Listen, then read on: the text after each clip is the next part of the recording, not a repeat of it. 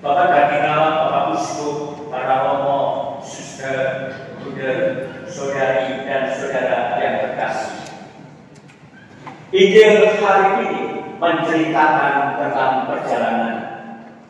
perjalanan kedua murid yang mudah gulana, yang putus harapan, yang kecewa, yang ekspektasinya akan Yesus hancur. Tetapi itulah hidup kita, perjalanan. Tidak lama setelah terpilih sebagai Paus Fransiskus dalam homili pertama pengukuhannya sebagai Paus tanggal 19 Maret 2013, tepat hari raya Santo Yosef, Paus menggambarkan gereja ini adalah gereja yang berjalan. Dan kita diajak untuk berjalan. Karena apa? Karena dia mengatakan jangan berhenti. Berhenti itu artinya mati. Kalau kita mau hidup, berjalanlah. Dan kita menapaki perjalanan ziarah dalam perjalanan gereja sinodalitas yang dicanangkan oleh Paus Fransiskus. Proses yang masih berlangsung, yang belum selesai karena perjalanan tidak akan pernah usai. Ada alasan untuk berhenti. Ada alasan untuk marah, ada alasan untuk mandek, ada alasan untuk kurang, dalam bahasa-bahasanya bingkai, mulai. Dan itu dialami dua murid Emmaus. Dan sesuatu yang wajar, sesuatu yang bisa kita alami. Kegelapan, kekeringan, dan kesepian, kekecewaan. Itulah pengalaman krisis. Menarik. Sebelum pemilihan Paus Benediktus menuliskan surat untuk penggantinya, dan waktu itu beliau tidak tahu siapa yang akan menggantikan dia, dan dokumen-dokumen yang menunjukkan apa? Gereja sedang mengalami krisis, gereja sedang mengalami perubahan, dan itu alasan Benediktus ke-16 mengundurkan diri. Dunia berubah, gereja berubah, dan gereja membutuhkan gembala yang baru, yang lebih segar, yang lebih mempunyai daya kekuatan untuk menuntun gereja ini. Paus Benediktus dalam kesadarannya mengatakan, saya bukan orang yang tepat. Mengapa kita perlu berjalan? Karena perjalanan seperti yang dialami dua murid Paus pada perjalanan yang akan membawa kepada perjumpaan dengan Yesus. Itulah Paskah, itulah harapan. Kalau kita mandek, kita menutup diri dan kita lari, maka kita tidak melihat masih ada harapan, masih ada masa depan, dan masih akan ada Paskah, kebangkitan, perjumpaan dengan Tuhan. Paus Fransiskus menemani gereja dan kita semua dalam menapaki perjalanan gereja yang berjalan. Dan gereja yang berjalan itu bukan gereja yang kaku, bukan gereja yang beku, bukan gereja yang mandek, yang senantiasa suka untuk kembali kepada masa lalu. Dulu biasanya, tetapi mengajak kita untuk maju, bergerak, dan melangkah lagi. Senantiasa muda. Demikianlah Paus menggambarkan, muda bukan soal usia, tapi muda soal apakah kita mau bergerak atau berjalan lagi. Tidak mandek. Tentu setiap perjalanan selalu ada risiko. Beliau menggambarkan demikian dalam pertemuan kardinal sebelum pemilihan Paus. Kardinal Bergoglio menggambarkan gereja ini mengundang Yesus masuk dalam dirinya, tetapi setelah Yesus masuk, pintu ditutup. Lalu Paus mengetuk dari dalam, ayo keluar, mewartakan Injil. Maka di akhir sambutannya Paus menyatakan, Bergoglio,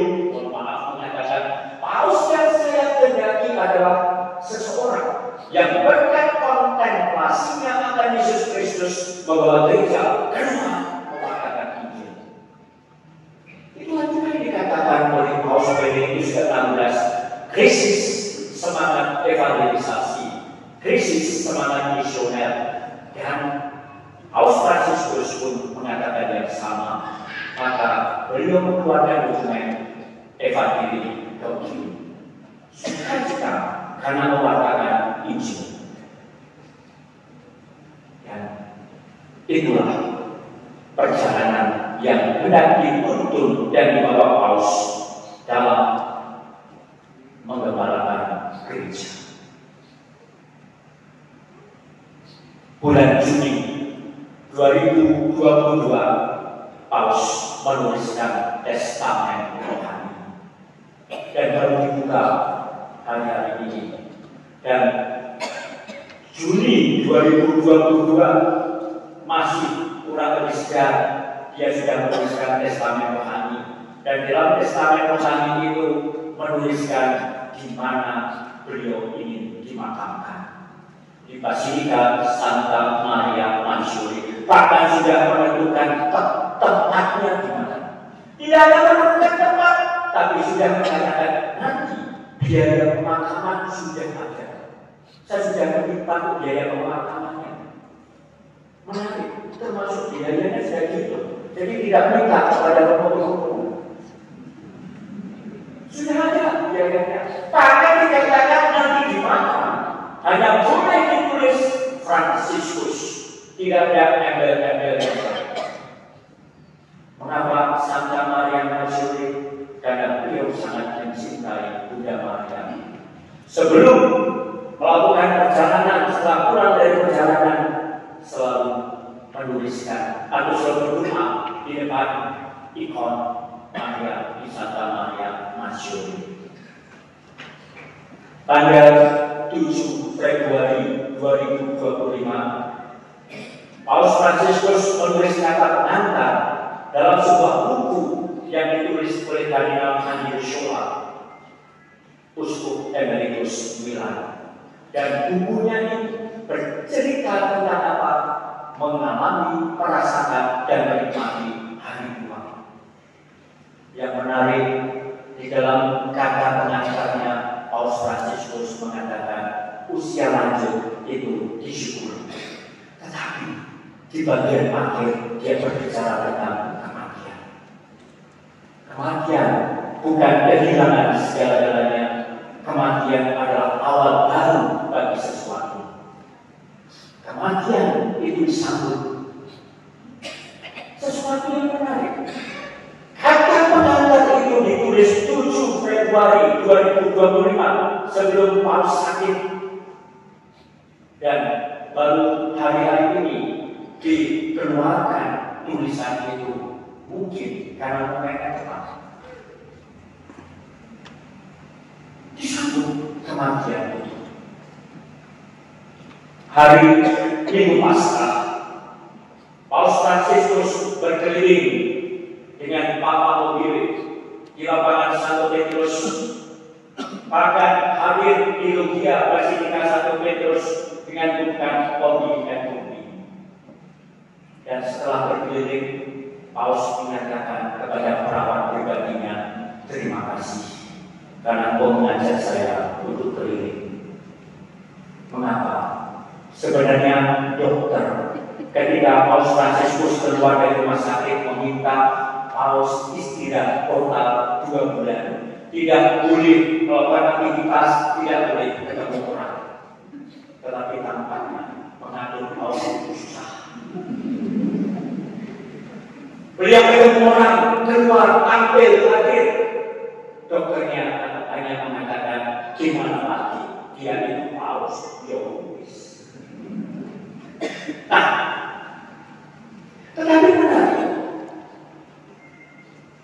Dengan wajah yang tidak menyembunyikan kerakuan dan kesakitan berkeliling. Mengapa bagi dia penting perjumpaan? Berjumpa dengan Tuhan yang disong-song dengan kematian dan berjumpa dengan umat, dengan sesama, dengan umat manusia. Bahkan hari Minggu sore sempat sebentar bertemu dengan Wakil Presiden Amerika Serikat. Tampaknya Paus ini kalau nggak ketemu orang itu malah stres. Awal-awal Bapak Uskup suka mengatakan serawut. Ternyata idenya dari mana? Paus mengatakan ide ketemu orang dari Monsinyur Budi. Serawut ketemu orang. Berjumpa. Dan perjumpaan itu tentu pertama-tama ditandai dengan perjumpaan dengan Yesus Kristus. Paus yang satu-satunya adalah seseorang yang berkontemplasinya akan Yesus Kristus.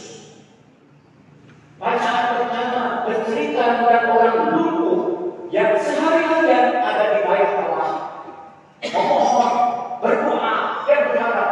Betapa lumpuh, betapa sakit, tetap memohon, berdoa, dan berharap. Maka Paus pun tidak ragu dan tidak malu menunjukkan bahwa saya rapuh, bahwa saya sakit, dan tidak menutup-nutupi itu. Dan selalu mengatakan doakan saya. Dan dia berterima kasih kepada sekian banyak orang yang berdoa di luar rumah sakit. Bahkan berapa hari sebelum hari suci bertemu dengan para dokter dan perawat yang merawat dia di rumah sakit dengan mengatakan terima kasih. Itulah juga yang menurut berita dibuat Paus di detik-detik terakhir saat terakhir sebelum wafat. Diceritakan Paus bangun biasa jam 6 pagi. Lalu tidak lama kemudian terkena serangan stroke. Lalu jantung bermasalah, tetapi sempat melambaikan tangan kepada perawat pribadinya. Seakan-akan terima kasih dan sampai jumpa. Tidak ada sebuah lukisan yang indah dalam perjumpaan dengan Tuhan, perjumpaan dengan umat, dan berterima kasih kepada orang-orang yang merawatnya, para dokter, para perawat, tenaga medis, bahkan perawat pribadinya. Saya tidak bisa membayangkan kalau seandainya saya menjadi perawat pribadinya sudah kolaps. Saya membayangkan saja. Pengalaman berjumpa dengan Tuhan itu yang dirasakan dan dialami oleh dua murid Emmaus. Betapapun matanya terhalang, namun hatinya berdoa. Demikian dua murid Emmaus itu mengatakan perjumpaan dengan Tuhan dan perjumpaan dengan sesama. Dua bentuk dan arah perjumpaan. Dan dalam bacaan Injil dikatakan dalam perjumpaan itu ada saat untuk mendengarkan, ada saat untuk perayaan bersama, bersamaan dalam kebersamaan, tetapi juga ada bagi pelayanan. Ingat di dua murid Emmaus itu, ketika setelah mereka berjumpai Tuhan, melihat Tuhan dan sadar bahwa Tuhan itu ada. Tapi begitu mereka sadar Tuhan itu Yesus sudah bilang, Yesus ternyata tidak suka cipika-cipiki. Langsunglah, dan apa yang terjadi? Kedua murid langsung lari kembali ke Yerusalem mengatakan, Yesus sungguh telah bangkit. Dan itulah Paskah. Yesus sungguh telah bangkit. Paus telah mengakhiri perjalanannya 12 tahun mengembalakan gereja. Tetapi kita percaya Paus boleh berganti, gereja tetap ada. Karena Yesus ini mengatakan, aku akan menyertai engkau sampai akhir zaman. Dan perjalanan itu kita bagi Paus sampai akhir, sampai wafat. Gereja masih berjalan. Dan kita diajak untuk menemani gereja yang berjalan ini. Maka gak usah gosip siapa Paus berikutnya. Gak usah ikut-ikutan gosip. Kita berdoa saja. Tidak usah ikut, Paus ini. Gak usah, kok tidak ada gunanya. Maka kita berdoa Indonesia bahwa siapapun nanti pausnya, tenang saja, Roh Kudus berkarya, Kristus menyertai dan Bapa memberkati. Amin.